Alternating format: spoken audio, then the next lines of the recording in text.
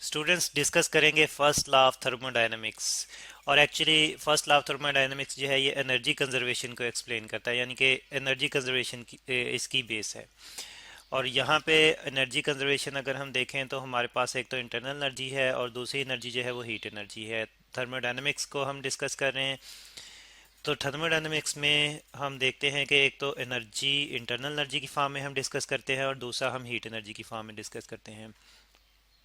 Energy conservation, sorry S को अगर ठीक तरह से लिख ले, एनर्जी कंजर्वेशन।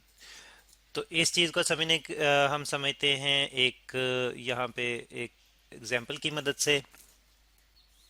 तो मैं यहाँ पे एक सिस्टम लेता हूँ और सिस्टम मेरे पास कुछ इस किस्म का है कि मेरे पास एक सिलेंडर है और इस सिलेंडर के अंदर एक गैस है, जैसे कि आप देख रहे हैं गैस मॉलिक्यूल्स हैं और इसमें एक मूवेबल पिस्टन लगा हुआ है। अच्छा, इस और यहाँ पे इसका जो वॉल्यूम है स्टूडेंट्स, इस गैस का वॉल्यूम जो है इसको मैं वी से रिप्रेजेंट कर देता हूँ, बल्कि V1 से रिप्रेजेंट कर देता हूँ। और फिर ये जो क्रॉस सेक्शनल एरिया है यहाँ पे इसका base cross sectional area A है। ठीक है। और फिर इस वक्त हम देख रहे हैं कि यहाँ पे प्रेशर जो होगा ये पिस्टन अप्लाई कर रहा होगा गैस पे, और प्रेशर जो है हम सपोज करते हैं कि वो कांस्टेंट प्रेशर पी है। ठीक है। और सिलेंडर की वजह से अप्लाई हो रहा है डाउनवर्ड डायरेक्शन में गैस पे, गैस मॉलिक्यूल्स पे पी प्रेशर। ठीक है। यानी कि इस बेस एरिया पे फोर्स जो पिस्टन अप्लाई कर रहा है वही फोर्स जो है प्रेशर को प्रोड्यूस कर रही है, और कांस्टेंट प्रेशर की हमने बात की कि प्रेशर यहाँ पे कांस्टेंट है। अच्छा, तो यहाँ पे फिर सिस्टम की अपनी एक, यानी कि गैस मॉलिक्यूल्स की अपनी एक इंटरनल एनर्जी है। उस इंटरनल एनर्जी को हम U1 से रिप्रेजेंट कर देते हैं। अभी इंटरनल एनर्जी जो है इस स्टेट पे जो है वो इन मॉलिक्यूल्स की U1 है। और हम जानते हैं कि इंटरनल एनर्जी जो है वो काइनेटिक एनर्जी की वजह से होती है। All kinds of kinetic energy, जिसमें ट्रांसलेशनल, वाइब्रेशनल और रोटेशनल भी आ जाती है। और दूसरा पोटेंशियल एनर्जी की बेस पर भी होती है, यानी कि sum of kinetic and potential energy है इंटरनल एनर्जी। तो यहाँ पे इंटरनल एनर्जी की जो स्टेट है वो U1 है। और फिर इसके बाद जो है वो हम सिस्टम को हीट अप करते हैं, यानी कि हीट प्रोवाइड करते हैं गैस मॉलिक्यूल्स को।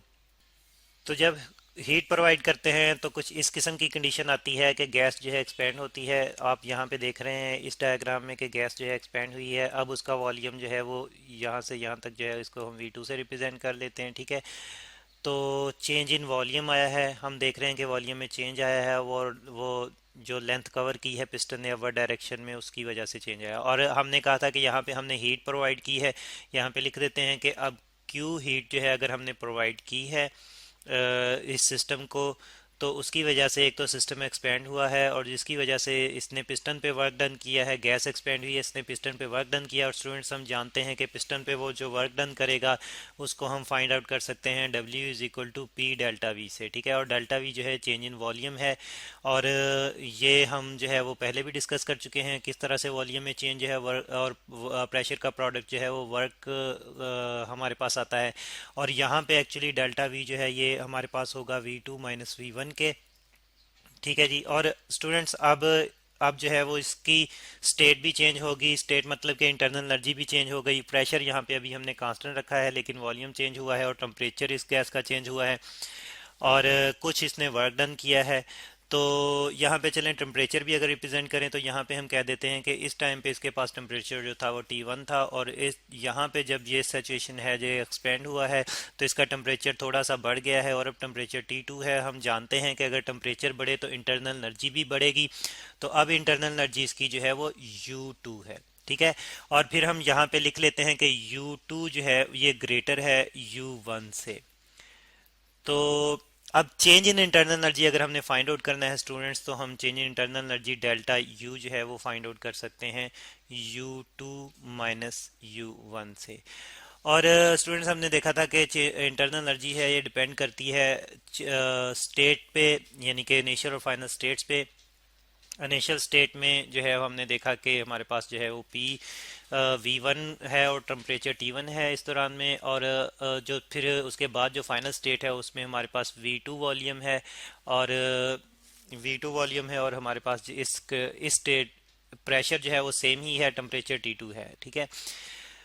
तो फिर हम देखते हैं कि जो स्टेट में चेंज आ रहा है उसमें एक तो वर्क डन हो रहा है और दूसरा सिस्टम में सिस्टम की इंटरनल एनर्जी जो है वो हीट की वजह से चेंज हो रही है टेम्परेचर बढ़ने से। दोबारा से देखें कि एक तो वर्क डन कर रहा है सिस्टम पिस्टन पे, यानी कि गैस मॉलिक्यूल्स वर्क डन कर रहे हैं पिस्टन पे, और कैस क्यों वर्क डन कर रहे हैं, जो हमने हीट अप्लाई की थी, हीट सप्लाई की थी, उसकी वजह से वर्क डन कर रहे हैं, और फिर इंटरनल एनर्जी में भी चेंज आ रहा है। ठीक है, तो अगर हम इंटरनल एनर्जी में ये वाला चेंज जो है फाइंड आउट करना चाहें, तो इंटरनल एनर्जी जो कि एनर्जी है एक, तो फिर इसको हम इस तरह से फाइंड आउट कर सकते हैं, delta U is equal to, एक तो हम देखेंगे कि हमने कितनी हीट प्रोवाइड की थी, यानी कि क्यू हीट टोटल हमने प्रोवाइड की थी, तो माइनस डब्ल्यू, और डब्ल्यू उसने मैकेनिकल वर्क किया, और बाकी हमारे पास जो है फिर बाकी हीट जो है वो बाकी एनर्जी जो है वो इंटरनल एनर्जी की फॉर्म में बच जाएगी। अच्छा, इसको अगर मैं रीअरेंज करके लिखूं तो इसको हम इस तरह से लिख सकते हैं कि Q is equal to delta U plus W. तो या फिर हम इस फॉर्म में लिख लेते हैं, ज़्यादा बेहतर रहेगा, W प्लस डेल्टा यू। अब इससे क्या मुराद है, इससे मुराद ये है कि जो हमने टोटल इनपुट एनर्जी दी थी हीट की फॉर्म में, उस टोटल इनपुट एनर्जी में से कुछ एनर्जी जो है वो वर्क की फॉर्म में यूज़ हो जाती है, और बाकी सिस्टम की इंटरनल एनर्जी जो है वो चेंज करती है। तो यही यही जो इक्वेशन मैंने लिखी है यहाँ पे, इसको हम कहते हैं फर्स्ट लॉ ऑफ थर्मोडायनामिक्स, जो हमें ये बताती है कि energy heat energy provided to a system is equal to the work done plus change in internal energy of the system, यानी कि ये स्टेटमेंट इस क्वेश्चन की बेस पर बनती है फर्स्ट लॉ ऑफ थर्मोडायनामिक्स की। अच्छा, फिर इसमें हमने कहा था कि ये एनर्जी कंजर्वेशन जो है वो हमें रिप्रेजेंट करता है। अब एनर्जी कंजर्वेशन कैसे है, हम जानते हैं कि energy can neither be created not destroyed during any physical और केमिकल प्रोसेस, यानी कि एनर्जी को ना तो हम बना सकते हैं, ना जो है वो ख़त्म कर सकते हैं, कोई भी फिजिकल या केमिकल प्रोसेस अगर हम करें तो इसमें फिर हम देखते हैं कि हीट एनर्जी जो कि टोटल इनपुट एनर्जी थी, ठीक है, ये हमारे पास इनपुट एनर्जी थी, और फिर हम देखते हैं कि आउटपुट हमारे पास आती है work done plus change in internal energy. तो फिर हम देखते हैं कि टोटल इनपुट जो है वो टोटल आउटपुट के बराबर है। ठीक है, टोटल इनपुट जो है वो टोटल आउटपुट के बराबर है। तो इस तरह से एनर्जी एक फॉर्म से दूसरी फॉर्म में कन्वर्ट तो हो गई है, और वो फॉर्म कौन कौन सी हैं, वो एक मैकेनिकल वर्क है और दूसरा इंटरनल एनर्जी है, लेकिन टोटल अमाउंट जो है वो सेम रहेगी। तो इस तरह से फर्स्ट लॉ ऑफ थर्मोडायनेमिक्स जो है ये एनर्जी कंजर्वेशन को रिप्रेजेंट करता है।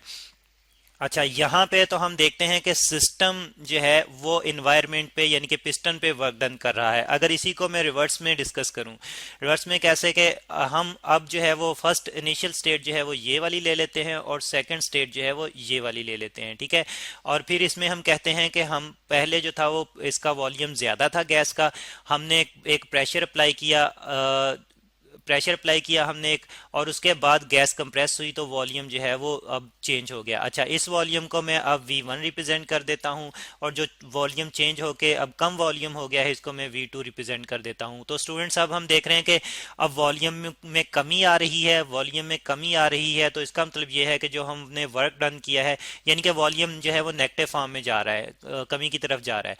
तो फिर इसका मतलब यह है कि जो हमने वर्क डन किया है वो नेगेटिव होगा। ठीक है, अच्छा, W is equal to negative P delta V हमारे पास आ जाएगा इस कंडीशन में।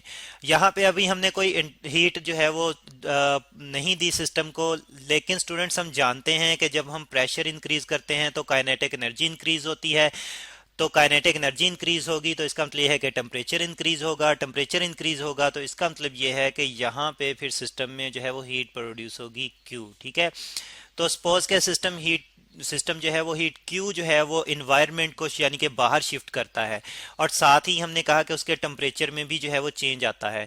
तो टेम्परेचर में चेंज आने की वजह से फिर उसकी इंटरनल एनर्जी में चेंज आएगा। तो हम कहते हैं कि यहाँ पे उसकी इंटरनल एनर्जी जो थी वो U1 थी, और यहाँ पे उसकी इंटरनल एनर्जी अगर U2 हो गई है, तो अब चेंज इन इंटरनल एनर्जी है डेल्टा U, और ये हमारे पास है U2 माइनस U1 के बराबर। ठीक है, तो फिर हम देखते हैं कि साथ में हीट जो है वो Q भी प्रोड्यूस हुई है। तो अब अगर हम फर्स्ट लॉ ऑफ थर्मोडायनेमिक्स को लिखना चाहें तो फिर ये हमारे पास जो है वो वही फॉर्म दोबारा से आ जाती है कि जो हमने टोटल वर्क डन किया है, W जो टोटल वर्क डन किया है, ये बराबर होगा हमारे पास change in internal energy delta U, और हीट क्योंकि इवॉल्व हुई है तो हीट यहाँ पे नेगेटिव में लेंगे, तो माइनस क्यू, और वर्क डन भी यहाँ पे नेगेटिव है। अच्छा, इसको अगर हम रीराइट करें तो फिर हमारे पास ये आ जाएगा। पहले इसको हम देख लेते हैं कि इनपुट अब हमारे पास वर्क की फॉर्म में है, जो कि इक्वल होगा चेंज इन इंटरनल एनर्जी और साथ में हीट इवॉल्व के। तो यानी कि input is equal to output. और फिर इसको अगर हम रीअरेंज करके लिखें स्टूडेंट्स, तो माइनस क्यू इस तरफ शिफ्ट कर लें तो ये हमारे पास आ जाएगा माइनस डब्ल्यू और माइनस डेल्टा यू। और फिर हम देखते हैं कि ये हमारे पास आ जाएगा Q is equal to W plus delta U, ठीक है, जो कि again first law of thermodynamics की जो है वो एक्चुअल फॉर्म आ गई हमारे पास। तो स्टूडेंट्स ये है हमारे पास फर्स्ट लॉ ऑफ थर्मोडायनेमिक्स। और बहुत सारे डेली प्रोसेसेस में हम फर्स्ट लॉ ऑफ थर्मोडायनेमिक्स को फॉलो करते हैं। हमारी बॉडी का मेटाबॉलिज्म भी जो है वो इसको फॉलो करता है, और मेटाबॉलिज्म में एक्चुअली जो फूड की केमिकल एनर्जी है वो हीट एनर्जी में कन्वर्ट होती है हमारी बॉडी का टेम्परेचर मेंटेन रखने के लिए, और इसके साथ साथ हमें वर्क डन करने में हेल्प आउट करती है।